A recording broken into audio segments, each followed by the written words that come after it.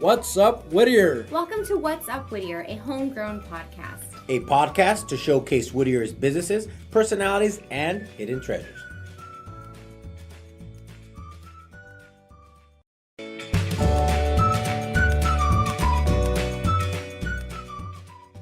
Hey guys, producer Christine here with this week's Community Corkboard announcements. Our Community Corkboard announcements is sponsored by the Collab Inc. Come to the Collab Inc. where you can co-work with your community and collaborate. For more information, like our upcoming schedule of events, you can go to thecollabinc.com. You can go to facebook.com/thecollabinc, or you can go to instagram.com/the_collab_inc. And there you can find all of our information. Like today, we're kind of having a pop-up to watch the Dodger game at 2 p.m. And also, Tuesdays and Thursdays this week, your college students were able to come in for $5 for late night co-working from 7 to 10 p.m. So again, don't miss us. Follow us on Instagram at the_collab_inc. And another sponsor of ours is Zen's Tea House. So one thing that I like to do is I like to go onto zenstea.com and I just like to look up some random teas and tell you a little bit about it. So today I went on Zen's Tea and there was one on sale. So the one on sale is the organic maca root libido enhancer for $13. So I'll read to you the description that's on their website. And honestly, you got to go on the website, zenstea.com. It has a lot of information. And, you know, we have interviewed Fernando, and you'll hear in upcoming episodes, the owner of Zen's Tea House, how it's about education. So it says here, sex is physical, emotional, mental, and in many cultures, spiritual. The organic maca root libido enhancer contains 100% organic ingredients. The ingredients are maca root, matcha, turmeric, ginger, and cinnamon. A healthy sex life is important, and this, like any libido enhancer, was designed to assist people enjoying sex. The ingredients do not carry any caffeine, but do possess a strong amount of natural energy and numerous health benefits. For several hundreds of years, the maca root has been used by the people of Peru. Many consider maca root a very potent aphrodisiac and a traditional fertility secret of populations in the Andes of Peru. And I'll read this last part.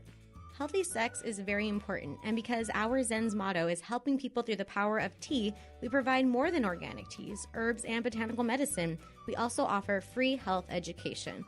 So like I said, go on to zenstea.com and you'll be able to learn so much about what you're ingesting, what they provide for the community. And also you can see them every Friday from 8 a.m. to 1 p.m. at the Uptown Whittier Farmers Market. And also I'm here on the website. And you can get free shipping on all orders over $45. And in order to do that, you can use the code. Just kidding. You have to go online to get the code. Alrighty. Well, I hope you enjoyed that. Now on to our regularly scheduled Community Corkboard announcements. Like I said, every Friday from 8 a.m. to 1 p.m., we have the Uptown Whittier Farmers Market located on the corner of Philadelphia and Bright, where you can see Zen's Tea House. So I know a couple of episodes ago I did cover the Halloween stuff. Well, I just wanted to update you on the zombie pub crawl that's happening in Uptown this Friday, October 20th from 8 p.m. to 2 a.m. So here's the schedule of events. At 8 p.m. there is a kickoff at the 6740, including a zombie trivia contest. Then at 9 p.m. you have the official costume contest hosted by the Bottle Room. Then at 10 p.m. you have the Zombie Pin-Up Girl contest at Turnbull's Tavern, so please register to be there and participate by 9:45.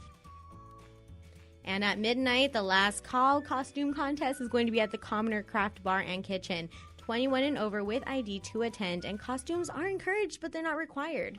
So, just like they said, it's going to be an old-fashioned zombie sock hop. All your atomic 1950s dreams will come true, so just be sure that you're there, and I will also include the Facebook information in the description below. Oh my gosh, I can't believe we're in the middle of October. I hope you're ready for the Whittier Spooktacular 5K, a ghoulish 5K to be exact, that will be held on October 27th at 6 a.m. at the Whittier Community Center at 7630 Washington Avenue. You can get more information or you can register at whittier5k.com. And right after the Spooktacular, the Whittier Uptown Association presents Halloween Capers Monster Mash. On Saturday, October 27th from 3 to 6 p.m., there is a free and safe trick-or-treating here in Uptown Whittier. There will be a costume contest at 4 p.m. at the Grassy Area location on Greenleaf. The different categories are Pumpkin Patch for ages 0 to 2, Little Goblins from ages 3 to 5, Creepy Critter, ages 6 to 9, Spooky Kids, ages 10 to 12, Monster Mash Teens from 13 to 17, and the Zombie Crew for ages 18 and up. There will be a special surprise at 5 p.m., so please make sure that you come out for this wonderful surprise and a safe and happy Halloween weekend. Mickey Mondays. Do you have like a Mickey hat or a Mickey t-shirt, Disneyland t-shirt, Disneyland pass? I don't, or maybe you have a cute little princess costume that still fits you. Well, if you do, every Monday from I believe 6 to 7 p.m., you can go to Rocky's Frozen Yogurt so you can enjoy some wonderful froyo and 20% off discount. I had the honor of attending this last week's, hosted by my Whittier, Bobby Ramirez. Shout out to Bobby. And, What's Up Whittier will be hosting one coming soon, so make sure that you follow all of our social media. And you can get more information about Rocky's Frozen Yogurt if you follow Rocky's on Instagram at Rocky's Frozen. Have you heard of Social Media Sunday? Well, it was developed by a group, We Are Whittier, here in our wonderful town. And not only do they have a Social Media Sunday, they're having a Social Media Sunday Marketplace, which is, yeah, you guessed it, on a Sunday, November 25th. It will be at Gon's Decorations. The event is from 10 a.m. to 4 p.m. and the address of Gonza's Decorations is 12031 Philadelphia Street. Hope to see you there, guys. What's Up Whittier will be there. We'll have our own little booth, so we hope to meet you. And yeah, just come on through. Let us know if you have any questions. Speaking of Instagram and social media and all that, follow us. So you can follow our wonderful host, Remo the Realtor, at Remo the Realtor, because, he's really a realtor. And you can go check out his website at Remo the Realtor and Facebook at Remo the Realtor.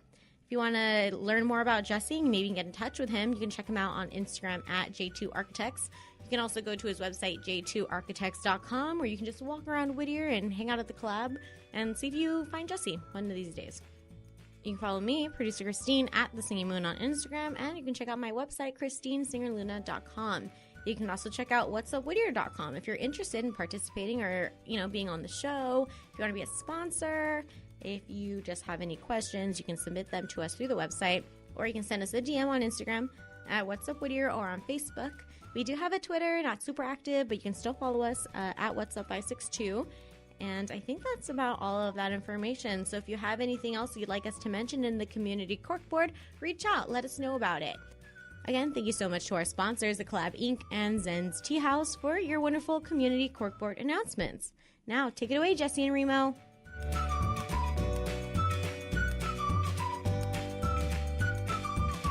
Whittier. What's up, Whittier?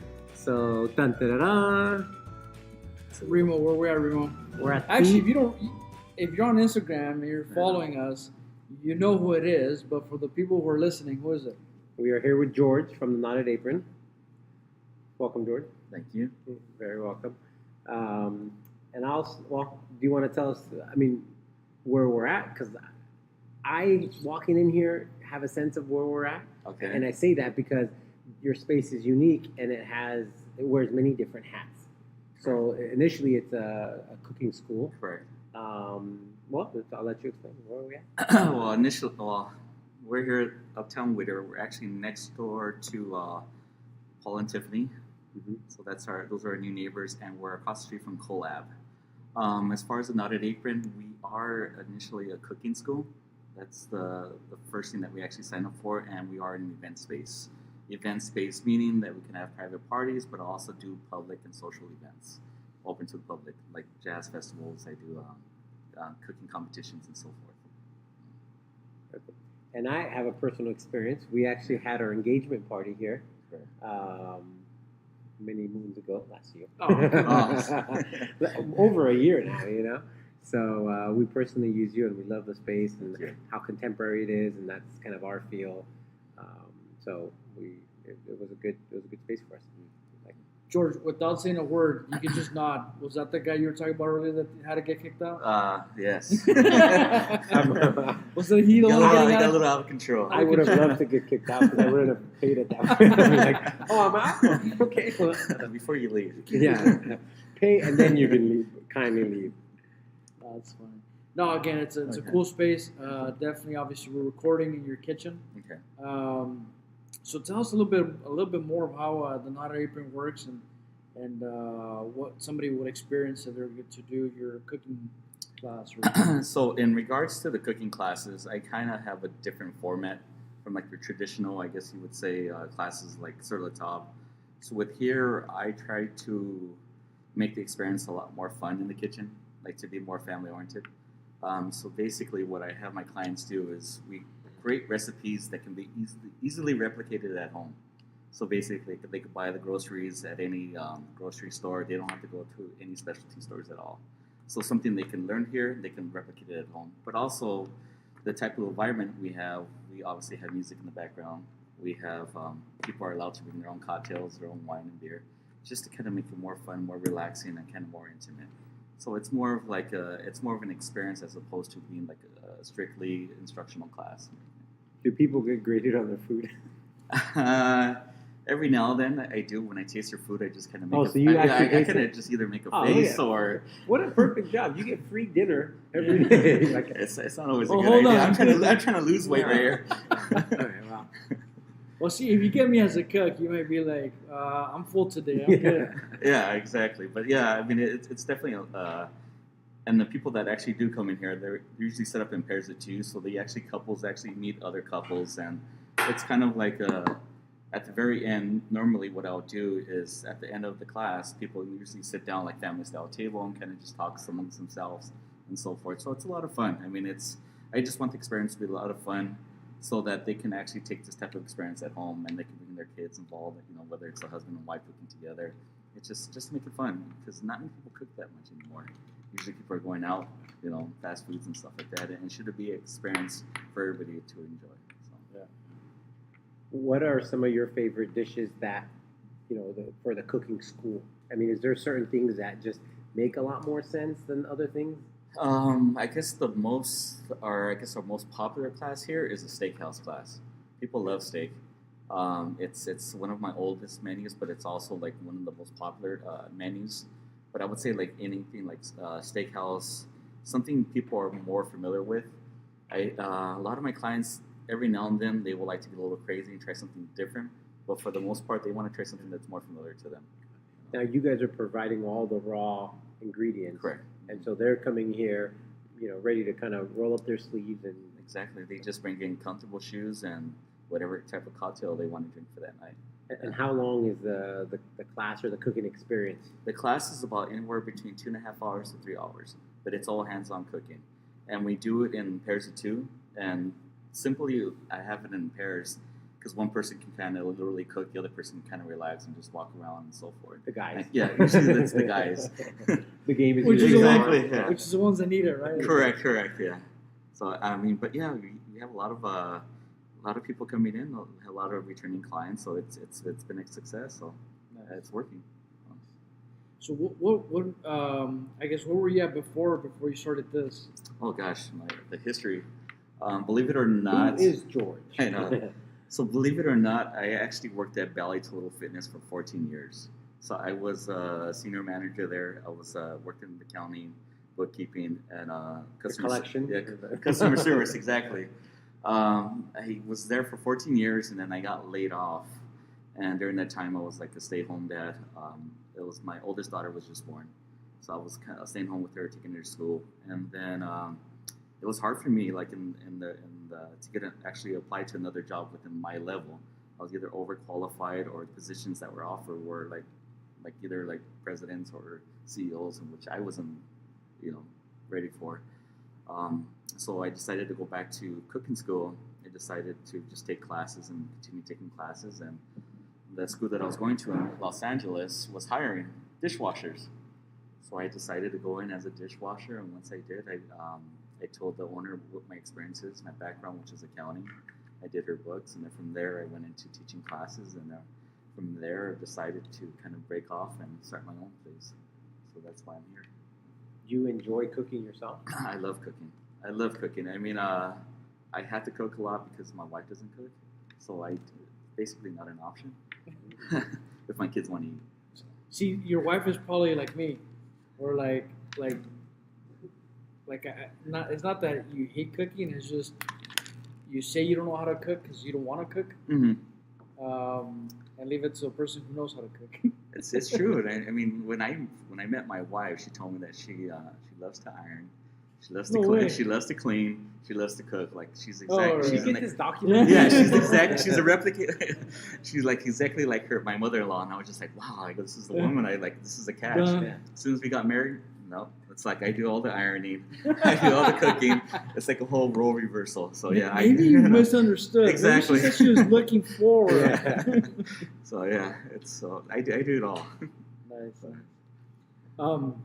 So what brought you into trying to do this whole concept of teaching people to cook? It's something that when I was taking cooking class, it was more of it was something for me to relieve stress.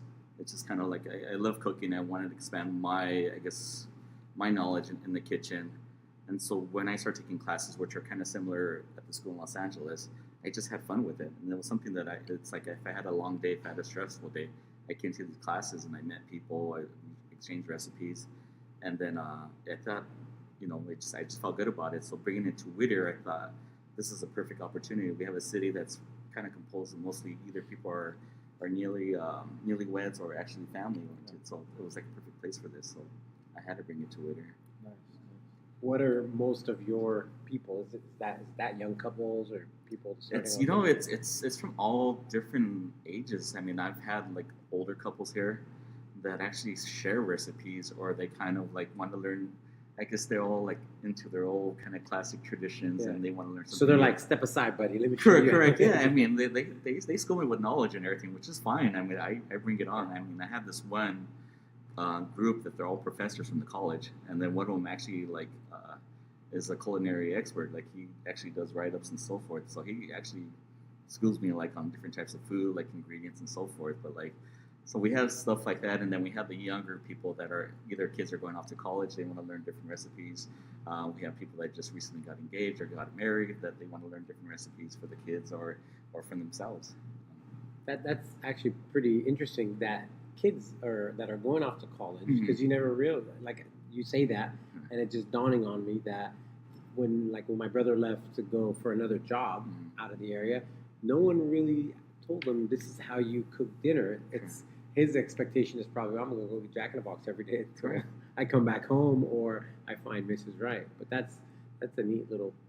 Yeah, I mean, we do classes kind of like on the budget. So if you're on a college budget, we teach you how to make like special dishes. I mean, I grew up on top ramen in college. Yeah, that was my favorite. I see one of your menus up there. It says ribeye. That's not a college. Yeah, you probably want to do like, I don't know, like even flank steak's expensive now. Yeah. So most definitely. Avocado toast. Avocado toast, yeah, absolutely. Avocados are expensive. Unless you go rob the neighbors. Exactly. It's I mean, it's kind of cool that you're providing a concept like that, because you're in at least for mine in my profession, the kitchen's always the one where everybody's looking to renovate or do something around, because again, kind of like they say, the kitchen's the heart of the home. Correct. But then I ask the question, like, who's a cook? And usually it's like, it's one of these, like they point at each other. There's really not a designated cook, but they like to entertain. They like to have people over. So to be able to kind of polish those skills, especially like now, like you said, you have two working individuals, dual income. There's really not enough time to go shop for the ingredients, come home and still cook, and then still have dinner. It's always like, what's quick? But to be able to bring that back home and kind of get people doing it, I think it totally makes sense. Which again is one of those things where like it's almost like having a boot camp for somebody, right? Like, because you gotta, even though I know how to boil water, but it's one of those things where like to just just to be able to step it up a notch. You really got to look at it as like training, cereal, right? Making cereal. Yeah. You'd be surprised. I mean, a lot of people do not know how to cook. Yeah. I mean, like you said, I mean, there's been clients here where they actually remodel their kitchen with the top of line equipment and do not know how to use it. Yeah, they never fired anything up. Yeah. Exactly. Here we are at Zen's Tea House. Let me show you what we got. We have organics, we have tea tasting, we have manufacturing. But the truth is, it's our naturopathic doctors, our homeopathic doctors, and team of herbal specialists that are really behind the Zen's Tea House movement. If you'd like to learn more about what Zen's Tea House is really about, take a look at the website, www.zenstea.com.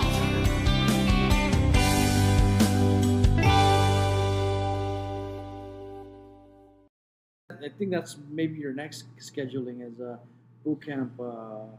I should. I mean, Where you have or it's an ongoing, like, because you come here to learn one meal, Correct, yeah. and then I mean, I'm really good about eating the exact same every single day. Like, Mhm. I'm okay with that. But so I've seen your videos. Yes. yeah, it's the exact same. Like, I can eat the exact like Yeah. I don't wanna. But you come learn one meal. Like, how Uh-huh. many times can you cook it? Like, I Correct. think that's a great idea. Where you come in and learn 5 meals over a 5-week period or something. Correct. Yeah. In the classes, I mean, we try to like teach them like different alternatives. Like, you know, you can use this as well. Like, we try to give them alternatives. Obviously, we want them to spice it up in the kitchen. Another good thing is that it's like when you're cooking, it's another way of bonding with either your significant other, with your family at home. Because I mean, often because people are working, or parents are working, you just don't really have the time. So you make it the time by making something, preparing dinner, and getting the kids involved, and getting them off from like their phones and television, video games, and so forth. What is your favorite appliance in the kitchen? Oh gosh, He's like, just one? I know.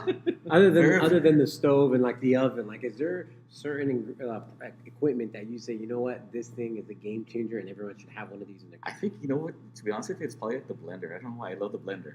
Really? It's just like it's funny because my anniversary just passed, and then I had told my wife like I want a blender for home. Like the one we have, it's an old one that we got for our wedding, which was like 13 years ago. Wow. And it's like we use it for like making salsa, That, like that must be a everything. really nice blender. Actually, it is, and it's one of the cheaper really? ones. And I told her like I want a really good one because I recently cooked for a food festival, and I was trying to use that blender, and oh my god, like Compared to other people, they have this Cadillac. exactly. So I had to bring one from Wi-Fi work. enabled. But you know, she did land up buying me a new blender. But it's just like there's so many things you can do with it. I mean, obviously, I make a lot of soups. You can do a lot of salsa, a lot of sauces and stuff like that. And we obviously then you can go into your shakes and so forth. Yeah. What is a good blender cost? Well, what's a good blender? I mean, You know, the one that I really like right now is called Blendtec. That's probably like one of the better ones. You can buy them like at Costco or Sam's Club. The average price is anywhere between $400 to $600, but they will last you forever. Oh my! Does it make you the food and ingredients in there? it brings it up a notch. Correct, yeah. You throw in 2 eggs and you get like creme brulee or something. Yeah. I mean, you have those blenders that literally, like, you throw something in there and it just stops in you or smoke comes out. Like, this won't happen. Yeah. Yeah, you don't have to worry about anything. No, it's. I thought you were gonna say a knife, because a knife is very multi-purpose. You know. Do you have a favorite series of knives? You know what? I just started getting into knives before. I'm like kind of like the traditional Mexican, like in the Mexican household where we grab any knife. Yeah. Like my mother-in-law, she still cuts with like one single knife that's really dull, but it's kind of like a little steak knife. Yeah. And my wife cuts like with the steak knife. But with me, I started getting into like Henkel's. I started getting into like the German knives, the Japanese knives, and everything. So I'm Is Cutco a good knife?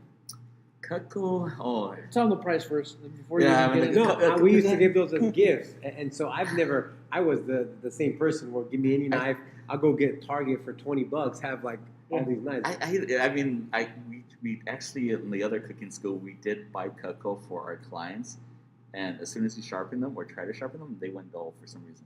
It was weird. They're supposed to they're supposed to stay sharp like for life. And they Yeah. have a thing where they'll come to your house and Correct. sharpen the knives every single year. Correct. I mean, my experience was those knives were extremely sharp. Like, Correct. I was like, how sharp is this? You know, and I barely tapped my finger and it just like blood everywhere. Nah. I was like, all right, I'll buy these. Probably the best knives for like the common household would probably be like Mercer knives. It's like you could buy them on Amazon. They're about $40. Probably one of the best knives. I use them in here in the class, but they're probably like overall. I would think they're the best common.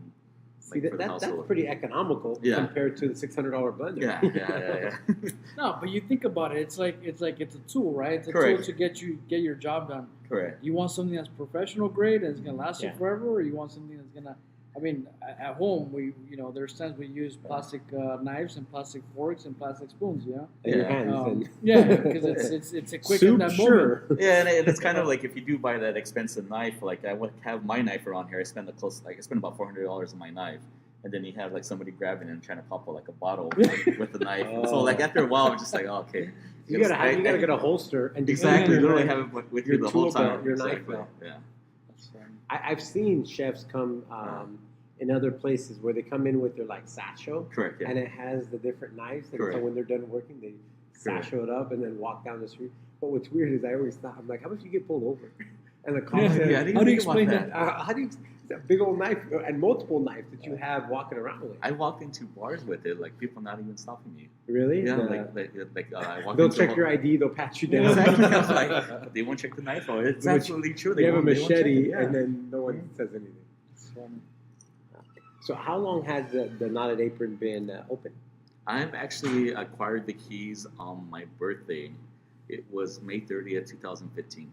So I've been a little over 3 years now. Wow. What things have you experienced that had you known sooner you would have changed, or because you kind of morphed? You said at first initially it was a cooking school, and then so what would you have done different? I think I would have prepared myself coming in as both a cooking school and an event space. So I probably would have maybe contacted vendors right away before I even opened this location. It was kind of just threw myself into the event business. I remember my first event was for about 100 people, and literally I charged the client, I think it was roughly $700, and that included tables, chairs, linens, Food and everything. Oh man! Yeah, and it was like I walked out, I ended up paying, I owed money at the end of the night, out of pocket, and it was just like, Where do you sign up for those deals? I know.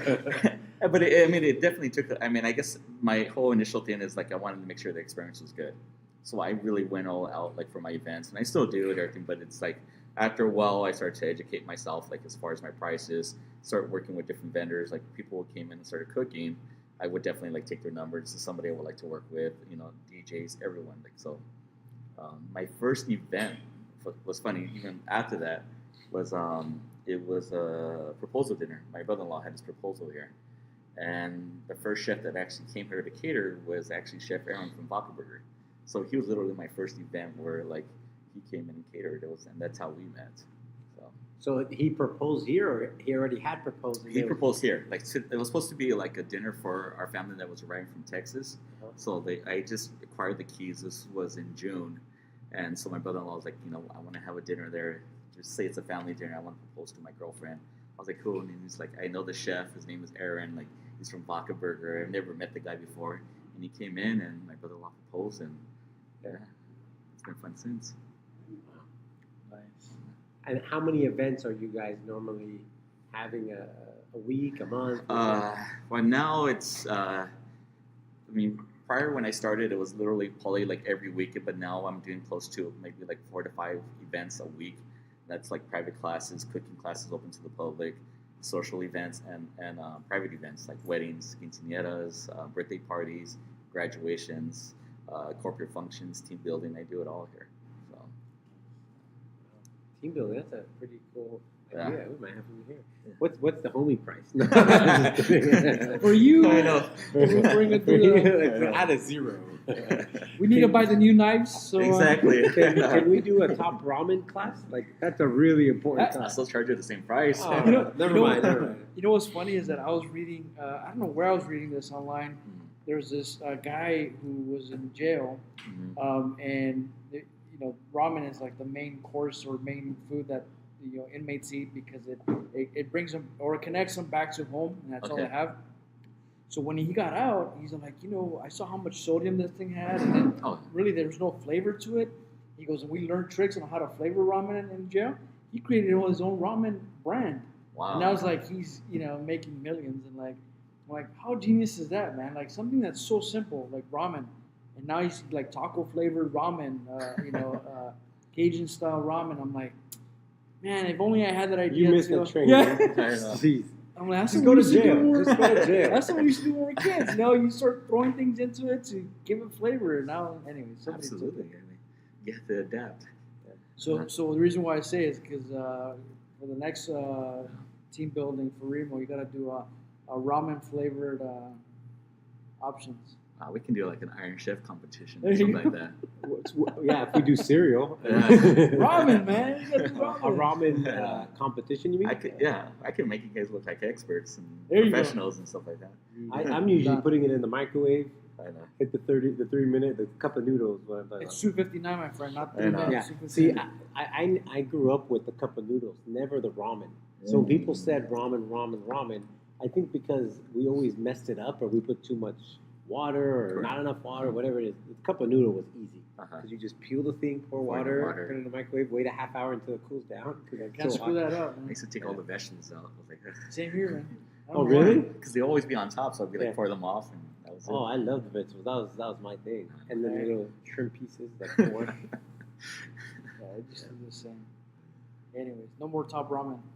No. Or maybe, I don't know. It all depends. If it depends after the cooking class.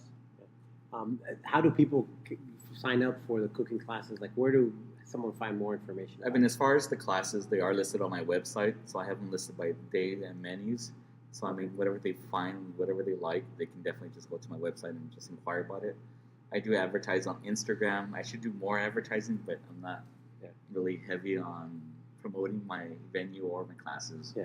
Just Not yet. I don't know, it's just not my thing. I'm not a social media person. It's really hard for me to do anything on social media. Oh, man, know. you're losing it, man.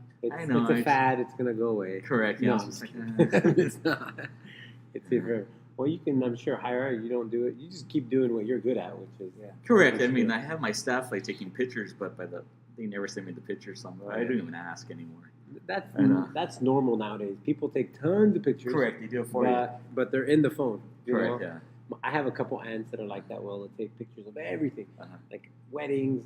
It was hilarious. My uncle at the wedding, we were getting married. He's like 3 feet away, and the priest is right there, and he's with his iPhone. Like this. And I'm like, get off the altar. And then we've never seen those pictures. That's the worst thing. It's one thing if you take the pictures I or know, the send them video away. and you send it, but nowadays it's people just take pictures. And keep Was them he on up, their was he up there with you saying I do at some I time? mean, he told me he was coaching me through it. Luckily, he won't watch it, or listen to this. So, Oh, man. George, where does the Knotted Apron name come from? That's a good question. So when I had left the other cooking school, I was working with a girl, and she was actually building my website. So we started thinking about branding. And initially, as being a male, like I wanted a more masculine name, so I was thinking of like the cutting board and stuff like that. And she was persistent, like, no, you have to change the name because from a girl's perspective, if they were to send out invitations, like how would it feel like having my wedding shower, my At bridal nice. shower, at the cutting board or something like that? It doesn't sound too fun. So we went through names, and I used to write a lot of poetry. So I wrote I was like writing stuff on the paper, and I wrote something like, she's like, what's your why what do you like about the kitchen? And one day I had told her, I was just like, I go, as soon as I throw on the apron and I tie the knot, like I'm inspired to cook. Like that's when I know. And she's just like, oh my gosh, like you should do the knotted apron. I was like, oh, that's a horrible name. And I was just like, no, I don't want that name. And she's like, no, just bear with me. I was just like, you know what? I go, I don't like it. And I told all my friends, I told my family, I told my wife, and none of them liked the name. And then so the girl was like, you know what? Let me work on a logo for you, and I'll get back to you. So she came up with this logo it made it more masculine, kind of more industrial, kind of contemporary. And she's like, what do you think? And I fell in love with it. From that point on, I was just like, oh my gosh, this is it. So, I thought when this is before you opened up, you Uh-huh. had your sign out front on the door, and I thought it was pretty cool, man. Because again, I didn't know what you guys were all about, but Correct. you automatically start picturing something in your head of what it could be. correct. And so I thought that was kind of cool because you're kind of giving some kind of idea without really saying it, which is a lot better than a place called Cleaver or Meats or I don't know. Yeah, those were some man. horrible names I had there. oh, those were names that. Yeah, it was like I they're don't like know, the just- names are really bad. Yeah, I was really I'm bad at thinking naming. manly. It's got to be like steak. The meat house. Yeah. Burn it down. I don't Yeah, know. for the longest time they thought like the owner was female because I would never like post my picture up. They asked about like who's the owner, so they literally thought it was like female owned. And so, but no, it was male all along. So I never knew what it was until I came to an event. So Correct. I heard the name, but it's not specific to a cooking school, which is Correct. probably a good thing Correct. now because you have different absolutely. different business ideas in here. Mhm. So, but it's a very clean logo. It's very nice. Yeah. Yeah. So you do scheduled classes Mhm. that are specific on a meal, Correct. but you also do private classes. Correct. And that, like if somebody comes in, can they ask for a specific menu or Yeah. do you give them options? No, absolutely. Like, so if you're doing a private class, or even people that have taken my classes, like that are open to the public, like give me meals or give me menus or ideas, and I'll create a menu off of it. Yeah, I mean, just recently we had that the couple or that party that was professors. They wanted to do a Cuban menu, so right off the bat we just created a menu and just did it for them. And then now it's going to be something that we're going to offer to the public. So yeah, I always welcome new menus. How big is the or how many menus do you guys offer? I have a lot at home. So I think right now there's 16 that I offer right now, but like literally at home I have close to almost like 32 menus. And and a lot of the menus too are also for kids. I just haven't launched it yet. I just haven't had the time, and it's harder to have like kids classes because it's supposed to be more in the daytime. On weekends, which I have my events, so it's a little difficult. But yeah, I've created a lot of menus. I just haven't, launched them yet. And I'm looking at the menu that you have for the steakhouse menu. Mm-hmm. I mean, it's a full-on course. I mean, it's not just like the main dish, right? Mm-hmm. You're actually doing from beginning to end. So, I mean, can you walk us through how that works? And Is that dish coming out right now? Is that what? I know. I wish I was better prepared. No, I mean, so basically, like every class I try to do is we try to do like an appetizer. It's usually like a salad, a super salad. So for that steakhouse menu, do you want to read off so people know what we're? So like the tomato salad, it sounds pretty simple, but basically what it is, it's you just cut a couple of slices of steak tomatoes, and then with the arugula we do some fried shallots. So it's almost like a nice little refreshing salad just to cleanse the palate, and then we do like roasted potatoes with we do infused chili, like with oil and everything, just pour it on there, throw some Parmesan cheese. That one's more like a group dish that we use for the oven for. And then we do a pan-seared asparagus with lemon butter. So what we teach in the class is how to make compound butters. So either it's like you can make a breakfast compound butter like consisting of like cinnamon, like sugars and stuff like that. What is a compound butter? It's just basically, I mean, to simplify, literally like melting butter and then adding the ingredients to it and then throwing it back in the fridge to harden it up. So you're just creating your own like butters, like for either it's for like your like steaks, chickens. You can use it for toast. But what's the difference between doing that and just doing it while it's cooking, putting the ingredient on top of it? Does it give it a different? No, I mean it doesn't give it. I mean it's basically the same concept, but it's just that if you could make like a batch of it, you could always have it in your fridge and it'll last a long time. Okay. So that makes sense. So I mean, when you're ready to cook, you can literally just go in there, grab a scoop of it, and just throw it into your grill. Got it. I would think that if I'm doing cinnamon, I'll just get the cinnamon, get the butter, and let it do. It's true and everything, but then you can make it like for the week, like how you do meal plans.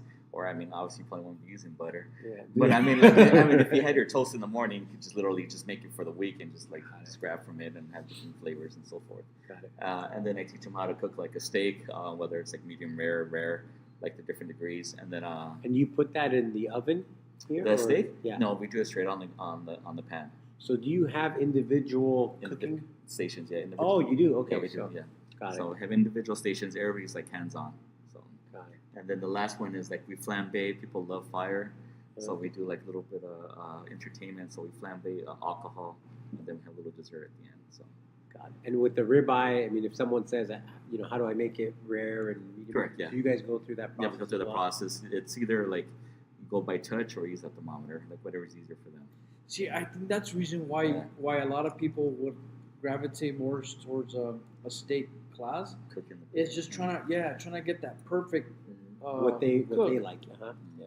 Because you go to, I mean, we've done it at home and it's a hit and miss. But when you go to steakhouse, it's pretty consistent, Exactly. Thermometers.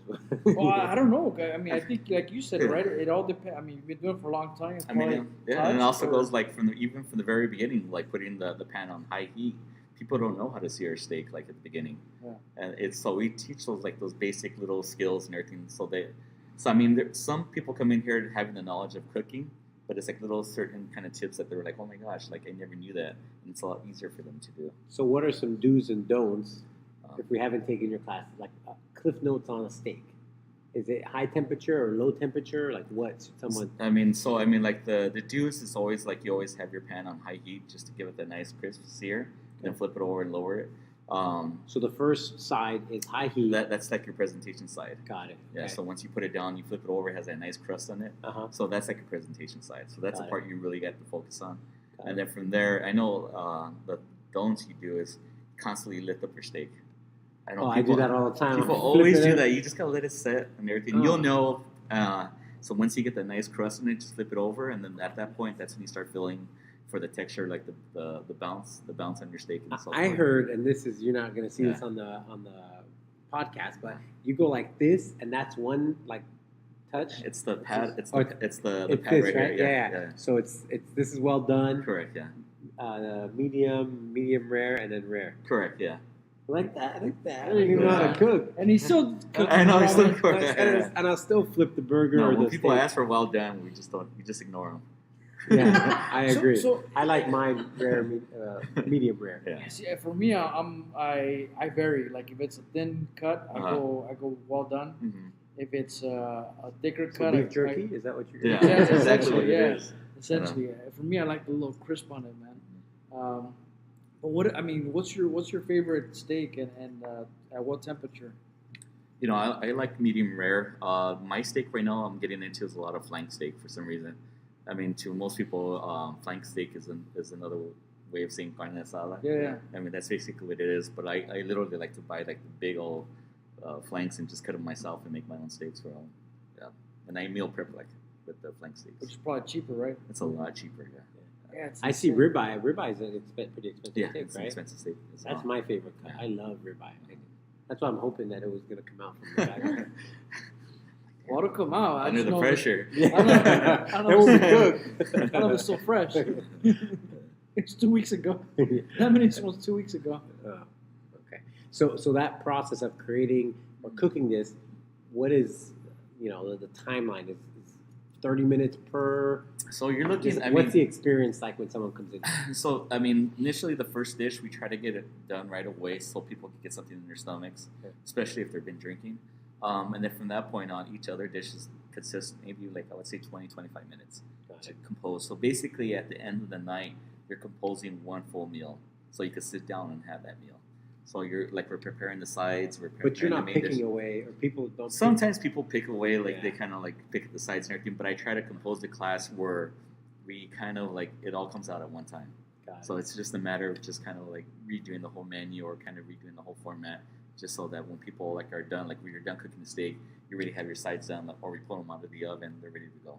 And people can just kind of serve I would themselves. and sit totally down. eat half my meal. Yeah. Yeah, while we have cooking people it. like that, like 'Cause literally if, just if it's an evening class and you didn't have dinner, correct. Yeah. The potato smells good, looks Yeah. good. So that's why I try to either go with like something like a quick appetizer. Yeah, But that's something that's not on the menu. It's something you guys prepare. No. It's like usually so the salad's like the first thing that we do. So we want to give them a salad in their stomach right away. Got it. Something that takes maybe like 15 minutes to do. But it's that they're still preparing, or you guys are preparing? They are preparing. They're preparing. Okay, Yeah, got it. everything they prepare. Yeah, they're responsible for their own dishes. So between each dish, is there a break and there's tables where you take your salad and eat it, or? I mean, people usually like for the appetizer they eat here on their station, but it's for the dinner they usually just sit down. Some people sit down here, or they go sit at the table. Yeah, but breaks is basically just because there are 2 people per station. There's always somebody taking a break. So somebody could be like going to use the restroom, going outside, taking a break, or doing whatever they want to do. going and getting some food. Like, this is taking too damn long. 2 hours to eat? Are you kidding me? You'd be surprised. I mean, I had a funny story is I had a Valentine's Day class, and so we had a 6-course meal, and a couple walks in, and the girl, she was all dressed up, she was all excited, like, oh, this will be a nice dinner. And she walks in and she's like, wait a minute, I have to cook my own meal? It's like Korean barbecue. Yeah, It's like she the got worst so thing ever. pissed off at her boyfriend. I was just like, oh, I felt so bad. Oh, But she had fun. I made her a couple of shots and had a couple of cocktails, and we were okay after that. That's funny. Yeah, you're right. You're right. That's one thing I don't understand why. And maybe you'd be able to shine some light on this. Why is it that when you go to Korean barbecue, you're cooking your own meat or your own food? I never go to the Korean barbecues because really? I don't want to cook. Oh, because you don't cook. Yeah. Yeah, same with me. Yeah. But that's why you go with someone that likes to cook. And Yeah, or you don't yeah. sit near the grill. That's the best thing. It's more like the experience. People just want that experience. Is that what it is? Yeah.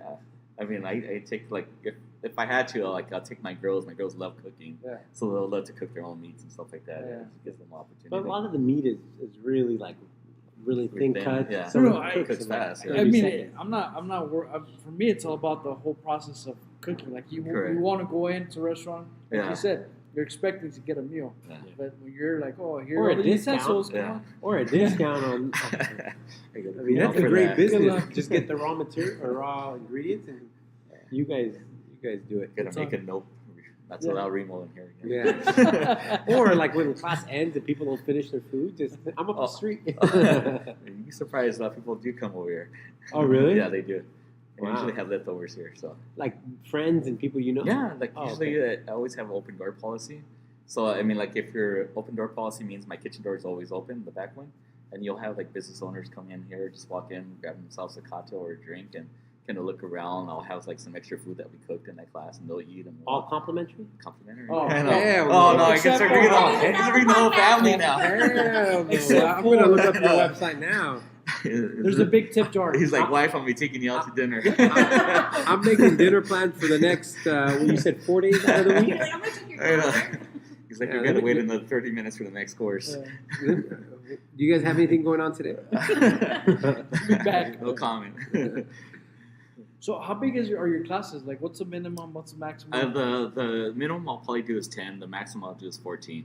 But we do bigger corporate events where we done like a class of 26, a class of 30, and stuff like that. Like Wow. team building, yeah.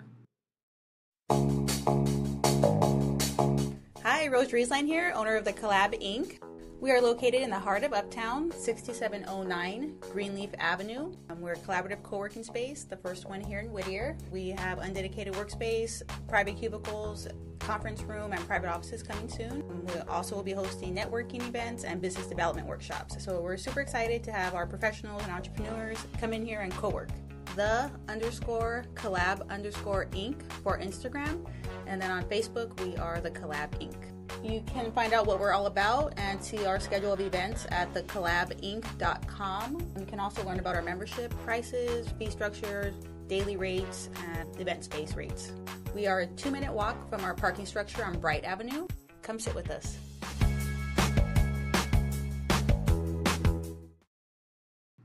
Yeah, those are big classes. I mean, Yeah, they're fun. even at 4, I think is a Yeah. lot. But yeah. They're a lot of fun. I mean, those are like more group activities, more group dishes, but it's a lot of fun. I enjoy it. Do you ever get anybody who gets upset at the other person because they're screwing up the meal? Because I'm pretty sure it gets competitive. It's usually I mean- the husband and wife, boyfriend and girlfriend, like arguing with one another. You do have that. You're burning it again. Exactly. Yeah, we do have that. I mean, it does happen often, but not too often though. I'm looking at the calendar, so Right. ignore Oh, me no, for no. now. Do you step in and start refereeing? Like, all right, guys, listen, I gotta split you guys up. I do, or either that, or we offer our own dishes that we're preparing. Yeah. Like we kind of just switch. Nice. Yeah, so we eat like their burnt steak, and they take our nice, delicious prepared steak. October 9th, we're having steak. Oh, Have you ever had anybody come in and want to run a class or teach a class?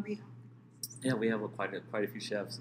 One of the chefs that actually started teaching classes here is Dave from Masataco. So he's doing like my vegan classes. We do cook a lot of vegan at home, but I prefer that since he has more of the experience.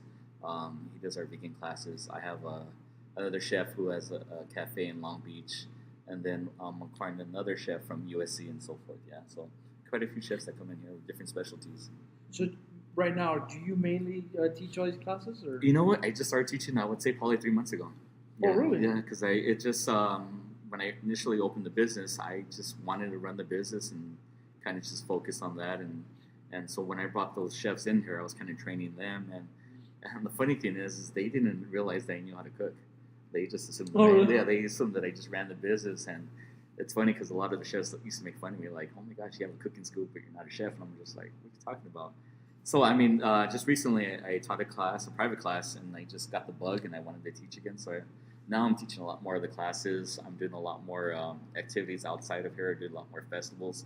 So now I'm kind of like getting back into it again. So it's been a lot of fun. So I pulled up your website. So let me say Oh gosh. these classes Uh-huh. so people could know what they are if they're listening. So it's cooking with beer. Uh-huh. Let me. is that like you pour a little and then sip a little? Yeah. Or is Yeah, that, that's the whole idea. It actually is. It is. Yeah. Absolutely. Oh, okay. I started going into detail. The steak classics, the steakhouse classic. That's where I'll take you out to dinner October Right. 9th. Let's meet me in the alley. And just don't ask questions. so when Remo comes over, just bring out the tip jar. Like, I would probably leave the door locked that day. Yeah. or put a sign, everybody welcome, and then except Yeah. Remo. If you've seen this guy, If your name starts with Remo, yeah, you're- a vegan Thanksgiving. Correct. Yeah. Wow. They will be teaching that one. Yeah. What is the main course? On that one, I think David created the menu. Tofurkey, or what's Yeah. it called? I mean, is there considered a main course in vegan world? I mean, Yeah, that sounds, It would probably, sounds it really probably would ignorant. have to be like the meatloaf, I guess, what he's making, but I have no idea how he's going to Tofu prepare. turkey, Yeah. isn't it? Isn't that a... I don't mean to sound like ignorant, but I have Yeah. no idea how. Yeah, I'm kind of new to like as far as like Vegan. ingredients, as far as Yeah. ingredients. Yeah. Fall dinner party, Mhm. Mexican Thanksgiving. Why is that one 4 hours? It's because Because it's Mexican. Is that because? Mexican time. Everybody's showing up Oh, late. I get it. No, it's just because you're actually having the baked turkeys, and turkeys usually take a little longer, and then plus there's a lot more dishes involved in there. So it's Mexican inspired. So everything's much spicier. We do like chorizo. We do like chipotle, like cranberry sauce and so forth. Yeah. So with this 4 hour, Mhm. that means you're going to eat probably like at the third and a half hour. No. You probably would eat. You'll eat some like those classes. I'll actually provide an appetizer just so you Okay. guys can start eating. It's like then 4 by- hours to but yeah. wait to eat. No, but you'll probably have like some of like the mashed potatoes and stuff like that. You'll probably eat that like Okay. during the class, and the turkey will probably be taken home or eaten here. Well, it's like when you're cooking as a chef, you're by the Constantly. time it comes out to eat, you're like, oh, I'm good. Yeah, Yeah, yeah, 'cause- absolutely. right? Because you're tasting and constantly tasting. Yeah. So I think that's the absolutely. concept, bro. The Mexican one where you're eating off everybody else's. And then the last one is a Thanksgiving classic. It's just And- traditional Thanksgiving stuff. If you want to learn basic. And those are the only 6 that appear on the website? Is that Correct. Yeah. for right now? I'll be launching some cocktail classes soon, like how to like host your holiday parties at home and so forth. Nice. Yeah. So we doing like cocktail punches. We're doing some appetizers like tapas and so forth. Do you ever cater or do you ever cook at people's homes like that? Is that a service? Actually, we actually have. Is it yeah. you that Yeah, it's does usually it? like I'll take my equipment and we'll set up like a station at their house. Yeah, we've done that before. I mean, like a class teaching at home? Yeah, teaching at home. Yeah. Oh, really? Yeah, people have asked me like to teach their kids or like to have like a family gathering where all the aunts and uncles, and I'll literally go over there, set up tables, and we'll have a class there at their house. Wow, I mean that it should be a pretty big, sizable house, right? To be Correct. Yeah. You're not doing that in the living room. Well, but if we're using like portable stoves, I mean, I would just need access to their stoves. But like I have portable like campfire stoves, Got so it. basically, I mean, you can do it in the living room, you can do it outside, you can do it wherever location. Wow, that's really cool. So what's do you have a meal that you, or some dish that you just don't like to eat? Like, is there something you don't like to eat? You know what? I'm not a big fan of seafood. Really? It's like All in general, or like just I'll eat it. I'll eat like shrimp and stuff like that. But I'll eat it if it's there. But I'm just never like the person that's like I want to go to like a seafood restaurant or something like that. So you don't cook then seafood that often? I mean, I do like for families and so forth and everything. But I'm not Not a for fan. yourself. I'm just not a Yeah. fan of it. Yeah. So there's no seafood cooking class. There is and everything, there but I is? won't teach it. Yeah. I won't teach it. Yeah. I just Well, you can still leave the door open. I'll eat seafood. you still got to I know. come in. I think it'd be easier if I get a key, Oh, so we okay. don't have any of these issues of Trust me. hey, the door's locked. You know, why is the police in the Yeah, alley? I know. chasing You're me? gonna see Remo walking around in his robe, and He's having his own event, his own Yeah. party. Yeah. he's like that uncle you're trying to get rid of, right? No, I mean I'll be a good sport. I'll talk to people. Nice. And All right, then George. one last thing I'll ask: the cook-offs that you mentioned. Correct. You want to tell us about those? What you've done with these cook-offs, and maybe if there's one coming up. So, the chef throwdown. The chef So, I throwdown. mean, that's something that initially David and I had started when we first initially met. It's basically we just grab like chefs from different cities just to show off their skills. It's kind of like it's basically an event for chefs, because I mean a lot of people that do come are obviously people that from like we have a lot of outsider public and everything, but for the most part people that come here are just like chefs or people that are in the In the industry. industry, yeah. Correct, yeah. They're a lot of fun. It's a lot of work. We are planning to do more, but I just for right now I'm kind of holding off on it because it's like a 4-day process, and technically we don't really make money off of those events. It's more for like the public, just to kind of have something here for the people of Whittier. But I think it's a great concept that David came up with, and it's something that we just decided to do at the venue. But we are thinking of some new locations, and hopefully we can get it going again by next year, because we do have a lot of chefs that are inquiring about it. people that have been on Top Chef, people that have been like up and coming chefs and so forth. Yeah. Yeah. Well, we can have a cereal throwdown. Correct. Ramen throwdown. Yeah. Absolutely. Oh man. What is your favorite dish to cook then? My favorite dish, it would actually be Italian food. I love Really? I love Italian. So it'd be like I do a lot of sauces, like pizzas. I do my fresh like spaghetti sauce, pesto sauce, like everything. I love Italian food. It's very like my kids love like Italian food. It's kind of easy to do and everything, but it's just like I just love the sauces. I love playing with different types of flavors. Very cool. So whenever we do pizza, invite me. I'm in. I can definitely do it. I'm more of a steak kind of guy, so invite me for the steak. But you can still invite me for pizza too. steak pizza. Oh, man. I know. Hey George, is there anything else you got coming up that you want to announce? Oh yeah. So there's one thing that's kind of to kind of get off subject for the cooking classes. So as we all aware that this month is Suicidal Awareness Month. So I don't know, many people probably know my son died by suicide last year, and so now it's kind of like in being more open and being more proactive as far as trying to do charity events. So we are doing an event October 17th in his honor, and all the proceeds are going to go to suicidal awareness. Hey guys, producer Christine here. I just want to let you know that event that George posted on for October 17th, which is today, actually completely sold out. So there's actually another workshop available for October 24th, and you can find more information on the Knotted Aprons Instagram. Okay, back to the interview. So that's something that I'm kind of like more focused on. I'm going to be doing my own nonprofit organization in upcoming months and so forth.